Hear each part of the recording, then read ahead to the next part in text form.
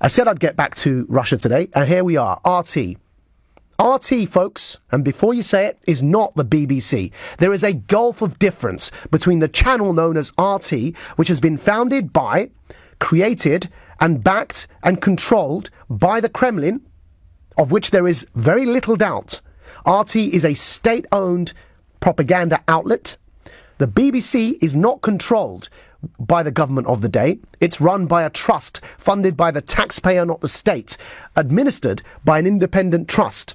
It was the BBC that exposed the dodgy dossier and the weapons of mass destruction scandal against our own government that I just referred to, right? Russia Today is a Kremlin-backed and owned organisation. It's not a media channel.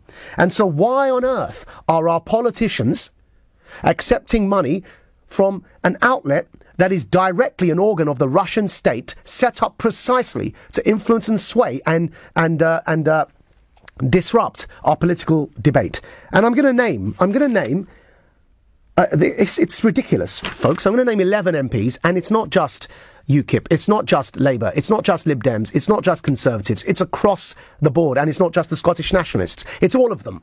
And I ask you, because some of you are my friends, some of you are my colleagues, some of you I have a very civil relationship with, some of you I respect, some of you I disagree with, but I ask all of you, for the sake of your patriotism, for the sake of your love of what is our country, and of our secular liberal democracy, and of the West in general, secular liberal democracies across the West, stop taking money from a hostile government that seeks to undermine that very secular liberal democracy. So whether it's Nigel Farage, who appears on Russia Today regularly, or Vince Cable, I said I'd get back to the Lib Dems, Vince Cable, who appears on Russia Today, whether indeed it's Alistair Campbell, former Labour spin doctor, taking up to £1,000 an hour, these people, on RT.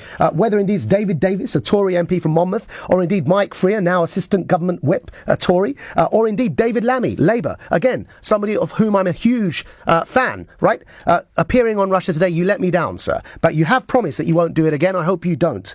Whether indeed it's Rosie Duffield of Labour, or Tory MP Johnny Mercer, or indeed Tory MP Nigel Evans, and the worst culprit of all, somebody who I don't really have much time for, George Galloway, who between November 2013 and February 2015 was paid more than £100,000 by the Russian state. And I say that on purpose, by the Russian state. If you don't like that... You didn't frankly have the balls to put country before party.